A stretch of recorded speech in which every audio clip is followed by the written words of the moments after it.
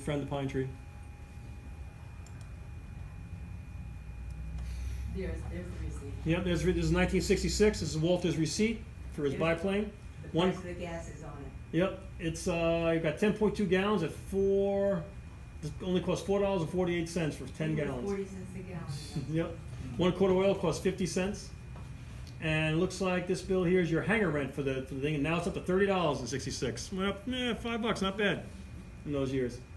$34.98. Edwards Flying Service. That plane's another very rare aircraft. This is a Curtiss Fledgling. It was used specifically in 1930s for the Curtiss Flying School out in Nassau County. Not too many of them are left flying around. This one was found in an old airport out in Brentwood called Bender Field. And Mr. Joe Raley restored that aircraft, found it, restored it, and won quite a prestigious prize. The Antique Airplane Association was a brand new organization in these days out in Iowa. And they flew this plane all the way out to Iowa and won its Grand Champion Award with their restoration of this aircraft. And rumor has it that on the way back, they took the trophy and strapped it to the struts of the thing and flew it all the way back with that trophy. But that's only a rumor. That's a legend. There's George Edwards helping out Mr. O'Reilly, who restored the airplane, helping him out with his trophy. This plane now, these planes were sold to the Brazilian Air Force, I believe, but during the 30s, and they used it for their training airplane, but they had none left. So afterwards, the O'Reilly family sold this to the Brazilian Air Force, and it's down now in their national museum down there. The hat. Yeah, that hat. Yeah, I showed this picture to George Edwards' daughter, and all she could talk about was like, "That what kind of hat does my dad have on? Oh, what an ugly hat." And all I'm looking at is the airplane. Now we're moving on to the 1970s. By 1970, the Operation Shack became the domain of the South Bay Aviation School. Heidi Nixdorf ran it from about 70 to 83. It was originally her husband's operation, but he unfortunately died in a car accident, and she actually took over the business. So much so that she's even been known, she did her own engine changes, did all kinds of work on her own. She taught flying. She was quite an amazing woman.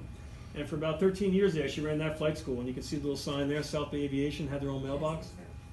And a lot of people learned to fly out of this school. They only had 3 aircraft, but they did a lot of work. Jesse, yep. And Jesse learned to fly there. learned to fly there. And I got this photograph from her daughter. I managed to track down one of her daughters, and that's how I was able to get some of this information.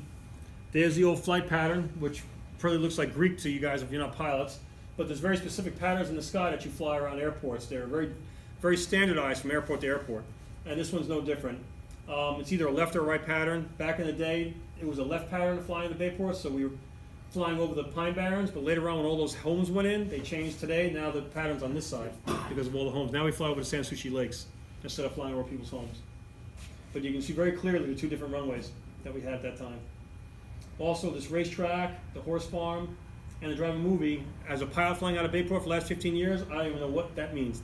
Those things do not exist. Those are not landmarks that I fly by today. The only landmark that I recognize is the high school and the railroad tracks. We still use those today as landmarks when we're flying around Bayport. Is there a specific direction to take off and land? Yes, it all depends on the wind. That's why it shows you the runways have 2 different numbers on one side and the other. If the wind's from the south, you'll be landing on either 16 or 18, which corresponds with 160 and 180 on your compass. So they're pointing to the southeast and to the south. If the wind's from the north, you'll be landing to the north. So you'll be landing on 340, which is a northwesterly heading, or 360, which is due north. So those are the 2 ways you would land at Bayport, depending on the winds. You landed into the wind. Into the wind, correct. Yep. Take one time. So that's why in all these pictures, you see those big windsocks? That's why they're real big and orange, so you can see them from up there and know which way to land. The worst thing you can do is land on a windy day in the wrong direction. It'll actually take you twice as long on the rollout, and you can crash into something that you don't want to crash into on the ground that you weren't expecting to. And there's no tower, nobody's radioing you, telling you what to do. Nope. That's why at the bottom here, see this little thing right here? Unicom, which means a common traffic advisory frequency, and you would tune this little number into your radio, 122.8, and everybody tunes into that station on who's coming in to land or take off at Bayport, and all pilots make reports. They report where they are in the sky. So that's why these landmarks are listed here.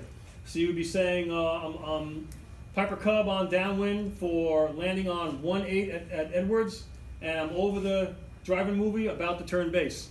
Now everybody who's flying around Bayport at that point, either on the ground or in the air, would know exactly where that person is in the sky by that call. They would look over here and look for them. They know where the drive-in is, and they know where base turn is. This is your base turn. Is your second to last turn before you turn to final approach. So that's how they do it. So it's a unicom frequency. You make all these announcements as you're coming in and out of the airport, so everybody knows where you are in the sky, so there's no collisions. So in 1970, there was a drive-in movie theater? Apparently, yeah, up in this corner. I remember that. I remember that. Yep, not, right off Sunrise Highway. Remember that. They have lights, Bob? Yeah. What? No lights. No lights? Never been lights at Bayport, never will be. That Yep. movie went in the early '70s, Gary. Oh, yes? They still use that frequency? It's 122.7 today. 102.7? Yeah. Never knew that. Yep. So that's what, so this is very, very, this is kind of neat to have this. This is a pretty new thing I found. The airport elevation is only 42 feet up here in Bayport. And these lines over here, these are where you enter and leave the pattern. And that way, when you're coming in to land, people know where you are in the sky. So as you're coming into Bayport, you'll be over here coming in, while the guy leaving goes over there, and you try to avoid any of these head-on collisions, which could be kind of nasty. Okay, moving on to continuing on 1970.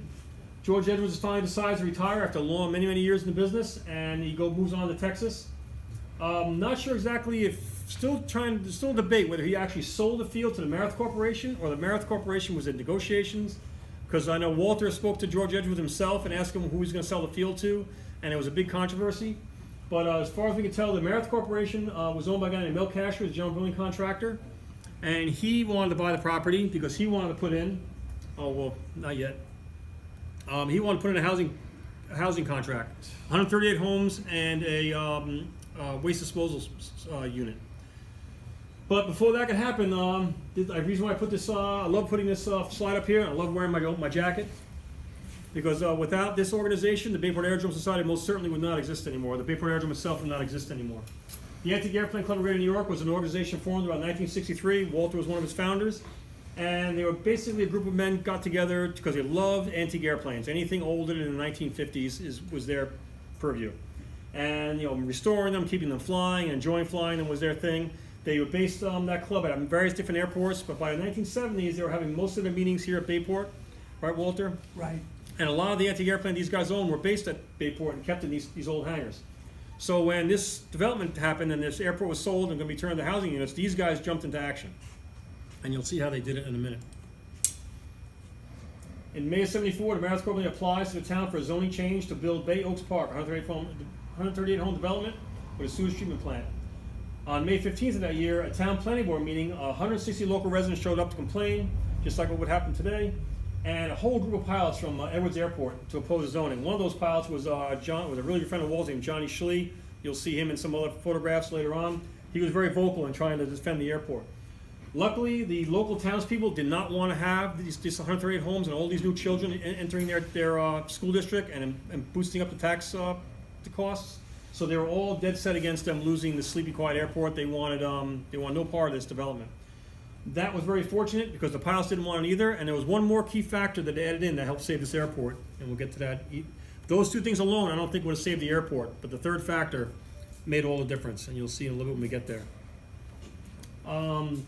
In the 70s, the Antiquer Club all flew into Bayport, and we're a dedicated club. Their club colors are red, and they even painted all their airplanes red. That's what I call dedication to a club. All those beautiful airplanes.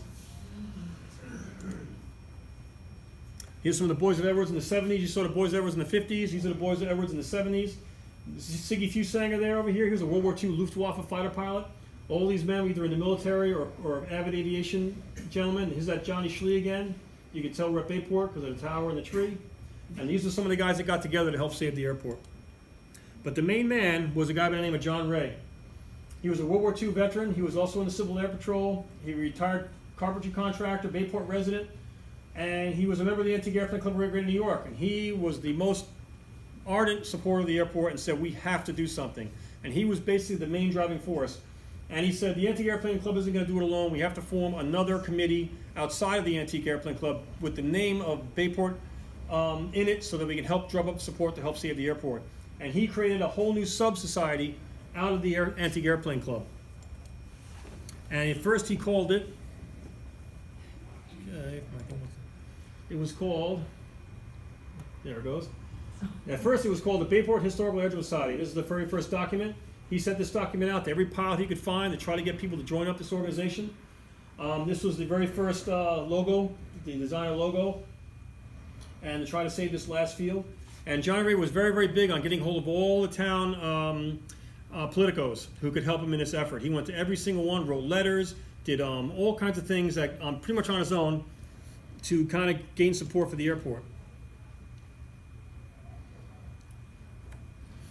This is the Antigua magazine. This is a newsletter of the Antique Airplane Club, and you can see down here is a big quote here where they're asking for people's help. So far, we had about 55 people sign up for this Bayport Historical Society to try to save the airport. It started out as the Historical Society, eventually became known as the Bayport Aerodrome Society, which is still called today. In 1980, by the time they reached 1980, about 100 charter members were joining. They had to fork up some money to get this whole thing off the ground. And by 2019, we have over 600 people who have joined the organization since then. So quite a successful organization. Who's propping the plane? Oh, yeah, that's Walter down there propping the plane with his partner behind the controls. Here's that third factor I was telling you about. It was Peter F. Cohalan and Al Warner. Some of you may recognize these names. Peter F. Cohalan was the town supervisor, and Al Warner was the deputy supervisor of transportation. Basically, he was in charge of MacArthur Airport. He was a former pilot, or an active pilot at the time, and Peter Cohalan was a history nut. These two guys were very, very responsive, especially Al Warner, to saving the airport. One loved the history of the airport, the other one loved aviation, and with the political pull these two guys had, and their connections, they really helped make this whole thing happen. And how they did it was, at that time, the government had very specific grants through the FAA called the FAA Airport Development Aid Program. They had this program where they could large sums of money could be applied for to help boost your airport, fix up your airport, or even help save your airport. And that was the direction they ended up going in. That saved the airport. And there was one other factor too, that also helped. The FBO guy at the time, Red Robbins, retired, was gone. This new guy by the name of Walter Bob. He had a lease agreement. It's unknown. I spoke to his son about this. Who he had exactly a lease agreement with. If he signed it with that Meredith Corporation or was it an existing lease agreement that he had. But whatever the case, his lease agreement told him was signed with this agreement that for his business to thrive and to work on airplanes, he had to have access to a runway for airplanes to come in and out so he could perform service on them. Without that runway, he had no business. So he had grounds to sue. The corporation was trying to break his lease because they didn't care about his little building over here. He could stay there for all they wanted. They wanted the rest of the property to build the homes. But without the runway, he could not have a business. So he locked them up in some kind of a legal wrangle that made it very difficult for the Meredith Corporation to move ahead with their plans. So that combined with all the outrage from the public, the support of the politicos, and the antique airplane pilots, eventually it all came together, a lot through that gentleman, John Ray, and by October 1978, Suffolk County News reports that the field was bought by the town of Islip. To meet the $862,500 price tag, the town came up with an FAA grant for $700,000, over $700,000 of it. The state, they managed to get the state to kick in almost $65,000 of it, and then the town all had to put up was another $21,500, which I bet was a lot of money in 1978. And it was bought and made permanently a town-owned entity. And they changed the name because Edwards was no longer the owner. They had to come up with a name for the airport. So since that society was called the Bayport Aerodrome Society, they decided to name the airport the Bayport Aerodrome, and that's how it got its new name. This is in Suffolk County News. Snoopy, watch out. The Bayport Aerodrome Society is fast becoming a reality. And this was on that dedication day in 1978. It was the first, the real, pilots had a big celebration that we saved the airport day. And I believe they took off, this Reverend Harold Moser here took off with Frank Martinez and his 1929 fleet there, and that's Johnny Ray. And they went up to celebrate, and I think the Reverend blessed the airport, I believe. That forever and ever would be the Bayport Aerodrome. Then comes the official dedication, was in July of 1980. They had a big party at the airport, big celebration. All the town supervisors and everybody was there. There's Johnny Ray with his nice burgundy blazer right there in the middle. And that's his very first town sign we had. The planes lined up in The planes lined up. We had all kinds of guests there that day. We had marching bands, music, all kinds of things going on that day. All kinds of airplanes, antique airplanes flew in to celebrate. It was a big day. And that's the current sign the town was kind enough to put up for us today. They got the date wrong. It was really established in 45, but we'll let that go. It's at the 3rd Avenue, the second. That's the 3rd Avenue South entrance, correct. Now we're going to go back to tell you what happened to all those old structures at the airport. Here's the Roosevelt Field hangar, about 1965. At this point, by the 1970s, it was so dilapidated, nobody was keeping airplanes in there, wouldn't risk keeping an aircraft in there. There were more birds living in the hangar than there were airplanes, so they got the nickname the Bird Hangar at that point. Everybody knew it as the Bird Hangar. Around 1976, Hurricane Bell, if you remember that hurricane, kind of damaged it, and here you can see a shot of the roof caving in. And very soon after, one rainy spring day, the airport supervisor was drinking coffee in George Edwards' old home, and he heard this horrific harumph sound on the ground shake. Had no idea what that was, and he kept drinking his coffee, and a few hours later the fog lifted. He looked out the window, and something just looked different out there. Something just didn't look, airport just didn't look right. And when they discovered this entire thing had just collapsed in on itself completely. If you go out in the woods out there, you can still find pieces of the foundation. You can guess what idiot went and did that. Wild guess. Wild guess. Back in the 70s, known as the Washboard Airport. By 1980, the Bayport Aerodrome becomes subject to federal regulations, and this is where all the changes happen. It's no longer a private airport. It's no longer the Wild West. It's no longer yours to do what you want with. It belongs to the ICE of town, and now the FAA is involved. Now the FAA is involved. There's all kinds of problems with this airport. Yep. So much so that Newsday even did a story on it. The FAA safety mandates that came into did an overview of the airport, and That's the view you saw when you were driving, and it's the view I will never forget as long as I live. that's the secondary entrance would come right up to the steps of that. On the right, that Yep. big, empty, ghost-like, this scary thing. That's long You never gone. knew what was gonna jump out at you. And the shack there and the tower ahead of you, and it was just beautiful. Yep. Basically, what the FAA mandated that all these hangars had to be moved or demolished. The tower had to be moved or demolished. The pilot's lounge had to be moved or demolished, and all because of the way the two runways intersect. And you'll see in one of those aerial views what I'm talking about. There's the two runways at the time. As you can see, the tower and all these hangars are right in the middle. Completely forbidden by all FAA rules. You'll never find an airport anywhere with hangars between the runways. Also, the north-south runway ends right into a bunch of parked airplanes and the butcher shop. That's no good. So all these things either had to be moved or they had to go. Now, how are they going to be moved and how are they going to go? It's going to cost a lot of money. It was very difficult, but it took a lot of time. This picture was taken in '84 and nothing had moved yet. The also interesting thing I found is I counted them. There's about 40 aircraft tied down on the airport on the outside, not counting what's probably based inside the hangars. And this is probably the most active the airport ever was at this point. I've never seen a picture of more aircraft tied down. This is you gotta remember this generation that grew up through the 30s, 40s, 50s, 60s, and 70s was the aviation generation. They all grew up with Lindbergh and World War II. There was aviation all over Long Island. You had Grumman Republic building airplanes all over the place. You had Chance Vought in Connecticut. There were airplanes everywhere. This was an airplane society, and people loved to fly. This is all kind of past now. Aviation is kind of a dying activity. But at this point, it was probably at its height when it was as busy as it ever was going to be. Point out the clearing on the top right. Oh yeah, we'll get to that. I think in the next picture you'll see that. Better shot of that. This was the town proposed solution to the problem. They were going to build one north-south runway. They had so much money left over from a grant that they got to do this that the town requested they build, well, if you're going to build a runway, give us nice smooth taxiways instead of those bumpy washboard ground that you have there. But according to the FAA, you know how the government works, the rules are very specific. The money's only for runways. You can't use it for anything else, but they have to use the money. So what do? They built two runways. So that's what the main final proposal was. They're going to clear the hangars out of the way, and they build two side-by-side runways, and what they do today, they alternate. They use one and the other, and they keep going back and forth so they never get worn out because they're turf. But and we still have the bumpy, bouncy taxiways all over the airport to this day. You'll see it up the top corner. JC's talking about the next slide, I think. This is May '84. The Bayport Aerodrome Society, for all its hard work of saving the airport, they petitioned the town that if we did all this work and we saved the airport, we want to have a piece of it for ourselves. We want to build ourselves our own museum, and we want to build private hangars so our club members can store their airplanes. Town said, go right ahead. And they leased out 3 acres up on the northwest side, and you can see they cleared all the trees out to get ready to start building hangars. And this hangar right here, the Davis Field hangar, was given to them to be their new museum. In 1984, Frank D'Angelo in aviation moves in. Heidi Nixdorf's flight school had closed down, and there were no flight schools at the airport at this point until the town of Islip sold a lease to D'Angelo, and for the next so many years, he became the major flight school based out of Bayport. That yellow Cub there, I think Betty owns that now. Yes, that's privately owned plane now. Yep. Here's the Davis Field hangar, that one that was all rusty you saw in the early pictures at Davis Field on it. At this point in '77 into the 1980s, it was a storage shed. It had a big fence around it. The big hangar door is either gone or sided over, and it has this one little entrance thing. Not sure what it was being used for, but it was turned into a storage shed. Well, when the ISA bought the property, they gave that hangar lease to the Bayport Aerodrome Society, and they went ahead and refurbished the whole hangar, made it even looking more antique than it already was by wood siding it. and very, very excited to have their own field, their own hangar.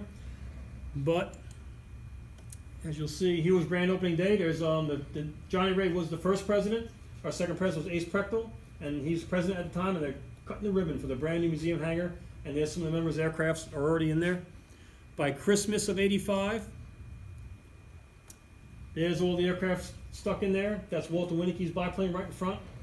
Johnny Schlee's biplane's right there. Ace Prechtel, the president's right there, and a nice little Christmas tree. But unfortunately, it was very short-lived because you all know what hit in 1985. Hurricane Gloria. And the only building on the property that got demolished was that hangar. Lock on the front broke loose, the doors pushed in, the wind was able to get inside the hangar and lift the whole hangar right off its foundation and right into the backyard of the house behind it. A small glider, I think, was destroyed. A little Piper Cub parked outside, flipped over and was destroyed. And most of the airplanes in there only received very minor damage. It was almost a miracle. Walter's plane was hardly damaged at all. Yeah, we had just slight damage to trailing edge of the wing. And almost today, that's what all people talk about. They can't believe how they got away with the planes not being destroyed that day. So here comes the big moves. The X is on the Davis Field hangar because it was destroyed and Hurricane Gloria is no longer there. The Make Haste Slowly hangar was made out of cinder block and truss roof and very difficult to move, so it was just demolished. The middle hangar, the one that said Curtis Davis on it, that hangar was picked up and ISIL moved it over into this corner right next to the no-name hangar that I call it, and was placed there. The Fred Evelyn and the Bianchi hangar was the last hangar to be moved, and it was still there for a little while longer before it moved across the way also and took the place of the Davis Field hangar. And here's a rare shot because it was only in this situation for a very short period of time. There's the Bianchi Fred Evelyn hangar with the tower right next to it, sitting all by itself. All the hangars next to it are moved or demolished now. And in this shot, you can see the no-name hangar. There's the Curtis Davis hangar now in that corner where there was nothing before. And then over here is the Fred Evelyn hangar, and you can see some of the beams trying to hold it up. It was very difficult, I understand, to get that hangar. It was so old and rickety even at that point to successfully move it. And apparently they used some of the parts from that Make Haste hangar into that hangar to try to keep that hangar going, which it still is today. There's the Make Haste Slowly hangar, built in '47, demolished in '86. And there's our pine tree in 1948, before the tower was even there, and here it is in the 1980s, almost as high as the tower is. And in 1988, only the tower is left. As you can see, the pine tree is gone. And there's the pine tree demolished on the ground. Walter took a piece of it home. He has it at his house. That pine tree provided a lot of shade for that man over all the years he flew out of Bayport. And now the only thing left is the tower. And I know it was demolished in '88 because I met the ISIL town worker who pulled it down. They threw big chains over the railing up here, and with a big giant bulldozer, they just pulled the thing right down, and this little wooden structure just shattered into a million pieces and it was gone. The anti-airplane pilots tried to save it, but they could not raise any money. ISIL had refused to don't put any funds into saving it. It was going to be considered an attractive nuisance by the insurance company because kids are going to wander up there, and apparently all the years that thing was up there, kids were always getting up in there. Andrea Edwards grew up in Bayport, and she said her and her friends used to go up there as little kids, and they were forbidden from doing so, but they did it anyway. So that had to go, unfortunately. But interestingly, it's not the only one left. There's still one more. Out in West Hampton, at a construction site, there is another Coast Guard tower still out there. And all us guys at Bayport have these dreams of somehow getting that tower out of that place and getting it back to Bayport. We've even got some of the people at Islip Airport even interested in the idea, but the cost of that would probably be too prohibitive. And I don't know if the FAA would ever allow it on the airport again. By '85, the Bayport Aerodrome site starts building its own hangars. You can see them there getting built on the bottom. Here they are getting put up. I rent hangar 18, which is right there now. Trees going down. Back in those days, in order to get these hangars built, each member of the club who wanted a hangar had to fork up $18,000 in 1985, I believe. Had to cash in a barrelhead. Apparently they had about 35 people all ready and waiting to throw their 18 grand down and get that hangar built. But when the day came to actually come up with the money, they only had 18. So if the enemy's done anything like this, you'll know that's always how it works. When it comes time to put the money up, all kinds of people suddenly disappear and aren't around anymore. So they only got originally that set of 18 hangars put up, but then some more people became interested and they put up another row. So here's the first row of 18. We're looking to the north now. And there's the second row of 4 that was put in, and I thought that was going to be it. But then some more people came forward, and they put up the Petroselli family out in the in Suffolk County decided they would help build us some more hangars, and another row of 12, or 8 I think, went in over here. And you can see they're doing construction on that now. And this is Paul Farber, a longtime pilot at Bayport Aerodrome. And this is Tom Murphy, a long-time flight instructor going all the way back to the 1930s. He was an air show pilot. He would fly the skywriting, but back in the days when you actually wrote the letters in the air with the airplane, not the dots and the dashes you see today. They actually spelled out the letters with flying the airplane. Quite an accomplished pilot. Probably one of the best-known pilots we ever had at Bayport, and one of the best flight instructors we ever And had. he ran the Forum Airport for a long time. Yes, and there's a little airport in Quorum, not far from where I grew up, that he used to run. And there we go. There's all the hangars. And since the Davis Field hangar blew down, they had to turn one of the little hangars on the end there into our museum hangar. So Bayport Aeroside finally got its museum hangar. So that's our club hangar right there. By 1990, the 2 new runways are in. You can kind of see them there, next to each other, north-south. That cross runway is long gone. The hangars are long gone.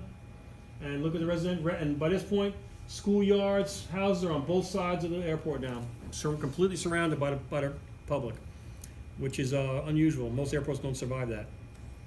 Now, remember that butcher shop? It's still in its old location. In 1992, they finally got around to moving the butcher shop because those runways were done, and the town of Islip finally got the money up to move it. And can you guess what company's moving that house? The Davis family. Man by the name of C. Lee Roche, who recently passed away. He was the deputy commissioner of the airport back then in 1992, and he told me personally that he carefully resourced funds from all over budgets in the Islip Airport for years, until he finally got enough money together, a little pool of money together, he could hire contractors to come and refurbish the building. Because as you can see, it was in a very sorry state when it was moved in 92. And now is how it looks today. It's pretty much, needs some work again today, but it's still in much better shape than it was then. Just point out, it was Islip Airport, the big Islip Airport, he was the commissioner of. That's right. Which is also Islip oversees Bayport Aerodrome. If you didn't catch that, they oversee our airport. They're in charge. So that's how they're able to do that. What's it being used as now? It's just vacant now, but not for long. I'll get to that. Oh. Been vacant for years. There's Curtis J. Davis hangar. It was moved over to the corner of the field I showed you earlier, in the southwest corner of the field. But unfortunately, the structure became unsound. And town of Islip demolished it in 2007, and they put up a big man shed there where they keep their lawn mowing tractors in and stuff now. Yeah. On the Bianchi hangar on the right, that was from Ido Bianchi owned that, or at least rented it from Curtis Davis from 46 to 50. From 51 to 1978, Fred Ivland held that well-known aircraft service out of there. You can see the difference there. Then it was sold off to a man by the name of Tom Hutchins, was a mechanic there until 1986, until it was moved. And from 86 on, the town of Islip rented it out. For a little while, Ed Labasi's AAP Aircraft Service was based there, and more recently, a guy by the name of John Ross, an aircraft mechanic by the name of John Ross, and his partner Scott Giselle, for a good 20 years rented that hangar out until very recently. Here's a no-name hangar built. I'm not sure when it was built. Either 45 or 46. Various tenants owned it, up to Red Robbins, Walter Bob, many others, until 1970. From 84 to 2013, it was home of D'Angelo Aviation. In 2013, Frank D'Angelo retired, turned the hangar back over to the town of Islip, and they began renting space in the hangar to various people who owned aircraft. Here's a nice aerial shot from 2009 that I took. Now here's what the place looked like in 48. There it is today. Hasn't changed too much. As you can see, the butcher shop's kind of moved back close to its original location, but not exactly. It's close. It was actually more to the west originally, but it's pretty close to where it originally was. There's a big rock there with a plaque. Here she is in 48. Airport in 53. 84. And then an aerial shot in 2013. And you can see there's the road from 2nd Avenue coming in. This is where the butcher shop was for many, many years. And that's where it is today. Moved back over kind of close to where it originally was. Right about here is where all those hangars were, and the control tower. They're long gone. But George Edwards' house still stands right there, although it's vacant at this point. It's been vacant for many years. Still got a handful of aircraft tied down, not too many. Yeah, one is done as ours. Oh, at that point yet? Okay. Jesse, where are we, the lower half or the upper half? And you can Upper see half, yeah. we're using, when this picture was taken, we're using the west runway, not the east one. And if anybody has any questions, here's the runway demarcation line. But this line, anybody know why this line is here with the arrow there? Why it's painted across there and kept there? They're actually cinder blocks in the ground that get repainted every year, so they don't disappear. That's called a displaced threshold. There were many, many complaints of noise, of airplane noise from some of the tenants down here, the homeowners, because they're coming in, landing very close to the treetops here and touching down somewhere in this neighborhood. So the FAA come in and did a noise abatement where we have to land now past that line. So it means we're coming at a much higher approach to come in to land here to keep the noise of the aircraft further away from the homes, higher up from the homes. So I got yelled at by my flight instructor for landing over here one day, and that's how I learned that little trick. And now we have houses at the other end. Yeah, and they're right under our flight path too. How that got built in an industrial area, I'll never know. You can thank McGowan for that one. But amazingly, there hasn't been a building built there since 1940 whatever. And suddenly in 2013, the Long Island Only Flyers Club, which is a club almost as old or if older than the Antique Airplane Club, had been accumulating funds for many years and always wanted its own home. And they got their act together and they found a guy by the name of Fred Costi who owns hangars over at Iceland, and he knows how to get them built. And he joined in with that club, and in 2013 construction began on their hangar, and the first building on the property built in maybe 60 years. And there it is, the Long Island Only Flyers, the newest addition to the airport. Very beautiful hangar. It's got heating in the floor. It's 50 degrees in a hangar all year round. It's absolutely Running water. hot and cold running water, bathrooms. The Bayport Aerodrome side is very jealous of that hangar. Yes, we are. Another big development was the Bayport Civic Association helped people commemorate the Amherst land, got a landmark status through the New York State for the airport, which kind of helps it stick around a little bit. So before you can do any really reconstruction, or you want to maybe close the airport, you're going to first have to fight this landmark status. This is one of the reasons why they work so hard to get it. Yeah, plus the FAA funds too. Yes, and well, yeah, the town of Islip takes about $110,000 to $130,000 a year from the FAA to help take care of our grant to help take care of our airport. They've been taking that money for maybe since 1978. So if they were to sell the airport tomorrow, they would have to pay all that money back to the FAA that they've been taking all these years, and at this point, it's millions of dollars. So that's probably one of the main reasons why the town of Islip was so desperate for cash. They would have sold this airport a long time ago. But because they owe those millions back to the FAA, there's no profit margin in it yet. But we all sit there at Bayport Aerodrome, just always have a little bit of sweat on the brow, because sooner or later, if things keep going the way they're going, those property values are going to get high enough where it's going to be worth them selling that airport. So at that point, we're trying to drum up enough public support that we can fight that when the time comes. But this landmark status definitely helps. In 2007, a lot of people put a lot of effort behind this, and the New York State Office of Parks and Recreation gave us that landmark historic status, which makes it a little more difficult for them to take down the buildings anyway. Not so much the runway. And there's our landmark status I'm very proud of. In 2013, Frank D'Angelo retires, like I already mentioned. But in 2019, a man by the name of Sean Martins of Martins Aerospace LLC. He's a wealthy young man, very avid vintage aviation guy. He owns a couple of aircraft. He made a town of Islip to trying to find somebody to take over the lease on all those buildings on the south end there, all the old original buildings, because they're falling into a state of very sad disrepair, as you can see. The town has no money to put into the buildings, so it's really just a matter of time till it would get to the point of safety where they could probably petition the state landmark status to say they're too far gone to save, we need to demolish them, which is really what I think the town of Islip really wanted to do, because they really don't have a cent and don't want to put a cent into these buildings. But thankfully, they've been putting out feelers, looking for somebody to take over, and numerous people made attempts, but aviation is such a dying activity that there's really no money to be made in it anymore. You can't have an FBO down there. The cost to put fuel pumps back in the ground would be prohibitive. The handful of aircraft to get rent from for leaving them there would be not enough to even pay your lighting bill, I don't think. So the only way this is ever really going to get saved, you have to find somebody with deep pockets who would make it their own private playground, really.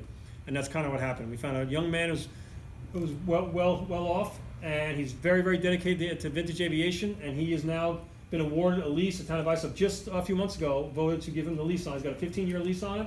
But in that lease, he gets it in exchange for a substantial monetary investment in those hangars.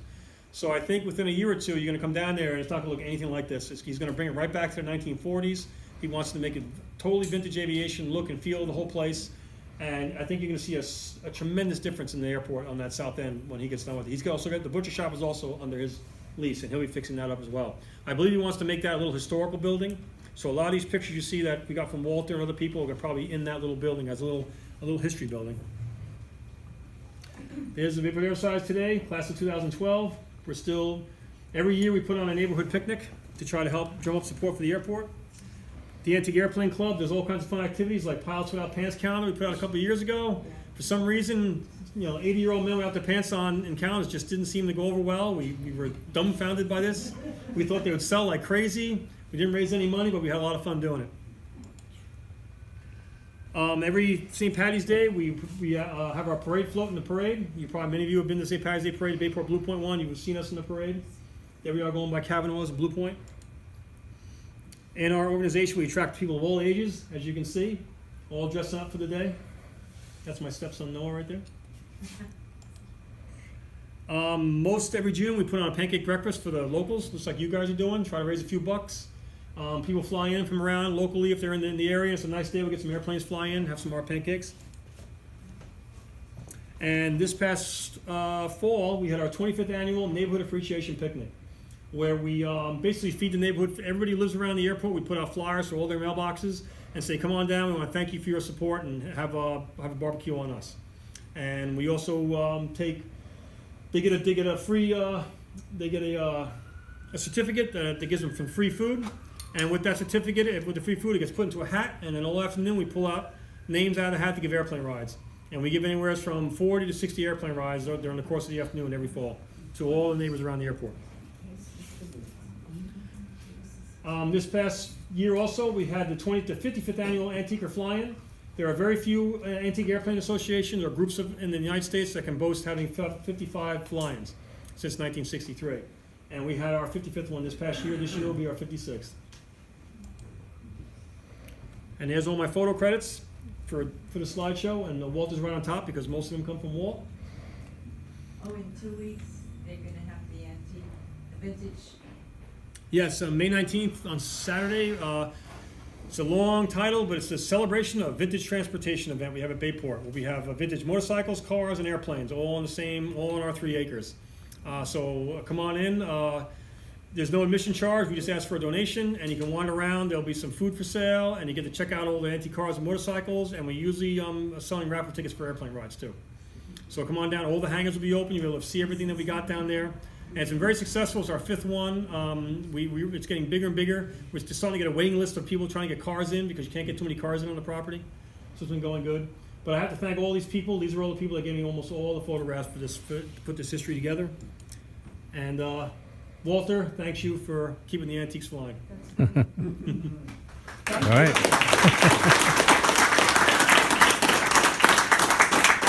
Any other questions about anything?